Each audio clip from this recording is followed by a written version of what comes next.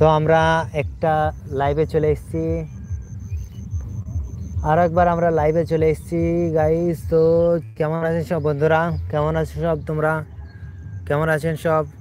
তো এই দেখুন দেখুন আমরা আজ মাঠে চলে এসেছি। মাঠের ধারে একটু এলাম বিকেলবেলা, সন্ধেবেলা মাঠের ধারে এলাম। একদম নাজারা দেখুন, একদম সুন্দর নাজারা, কি সুন্দর দৃশ্য এবং ক্ষেত।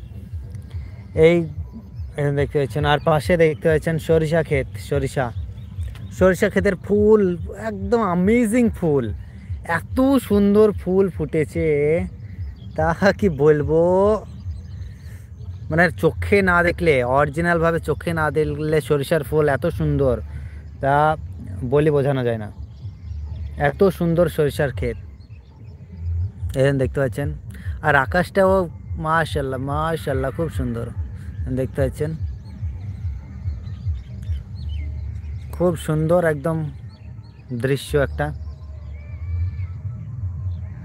এই গাছটা তাল গাছ আছে, এটা একটা তাল গাছ।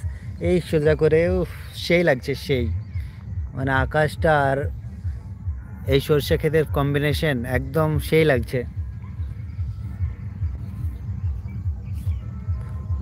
আর এই পাশে এই দিকে আছে, এই দিকে দেখুন, এই দিকে আছে, এটা হচ্ছে বিল।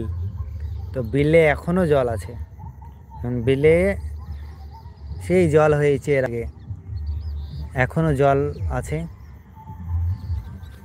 আর এই জল কতদিন থাকবে? পুরো শীত ভোর থাকবে তাই মনে হচ্ছে। শীতে এই জল কিন্তু আর কমবে না, একদম শীত ভোর থাকবে। এই পর্যন্ত জল আছে, এই পর্যন্ত এখনও জল আছে। এগুলো সমস্তটা এই ধারে হয়তো কিছুটা জমি আবাদ করা যাবে। যেমন ধানের ক্ষেত, ধান পুঁতবে, তখন এগুলা একটু পরিষ্কার, জমিগুলো পরিষ্কার করে এখানে ধান পোঁতা হবে। কিন্তু ওই দূরে যেগুলো আছে, দূরে দেখতে পাচ্ছেন, এই দূরেগুলো কিন্তু জল, অনেকটাই জল। ওই দূরে কিন্তু কোনো ফসল সেখানে মানে আবাদ করা যাবে না। বিলে জমি এইটাই একটা লস, যে কোনো রকমভাবে ফসল আবাদ করা যায় না যদি জল হয়ে যায়। তাহলে জল হয়ে গেলে খুবই মুশকিল, জল হয়ে গেলে একদম মানে কৃষকের একদম মানে লস। বিলে এলাম, বিলের ধারে এলাম, মাঠে এলাম, তা কি সুন্দর সুন্দর সব পাখি দেখতে পাচ্ছি, সুন্দর সুন্দর খুব পাখি। আরও পাখি ছিল এখানে, প্রচুর পাখি। আর কদিন আগে প্রচুর পাখি ছিল, কিন্তু সব জাল পাতে এবং পাখি ধরার জাল পাতে। এখানে পাখি ধরার জাল পাতা হয় এবং পাখিগুলোকে ধরে নিচ্ছে, পাখিগুলো ধরে নিয়ে পাখিগুলোকে খেয়ে নিচ্ছে।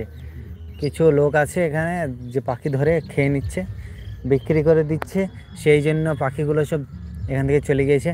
আর এখন তো জানুয়ারি সিজনে সব গান বাজনা সব আশেপাশে, আশেপাশে ওই বিলের ওই পাশে, ওই দিকটায় সব আশেপাশে বক্স বাজানো হচ্ছে। বক্স বাজানোর কারণেও পাখিগুলো সব চলে গেছে, নাহলে প্রচুর পাখি, এইসব আশেপাশে প্রচুর পাখি থাকতো, কিন্তু পাখিগুলো চলে গেছে এখান থেকে, মানে অত্যাচারের কারণে এখান থেকে চলে গেছে তারা।